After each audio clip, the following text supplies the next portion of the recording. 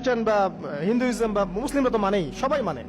এই মুহাম্মদ সাল্লাল্লাহু আলাইহি ওয়াসাল্লামের মতো স্মার্ট, বিচক্ষণ, ভদ্র, সুচরিত্রের মানুষ পৃথিবীতে কোনোদিন আসেও নি, আসবেও না। তো সেই নবীর জীবনটা আপনি পড়ে দেখবেন, আর রাহিকুল মাখতুম বইটা, যে চড়াই আর উতরাই, খালি দুঃখ, কষ্ট, যন্ত্রণা, লাঞ্ছনা, কন্টিনিউয়াসলি। আমাদের নবী সাল্লাল্লাহু আলাইহি ওয়াসাল্লাম তো 1 মাস শান্তিতে ঘুমানো নাই নবী হওয়ার পরে। যখন তিনি মারা যান, ফাতিমা রাদিয়াল্লাহু আনহার কথা মনে আছে না? কানে কানে কি জানি বললেন। তখন আমাদের নবী একটা কথা বলেছিলেন, আমি এই বয়সে এসে কথাটা বুঝি, মাদ্রাসা লাইফে, ইউনিভার্সিটি লাইফে বুঝিনি।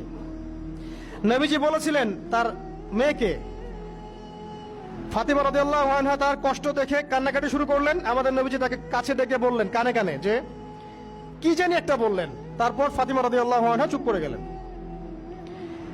তো পরে জিজ্ঞাসা করা হলো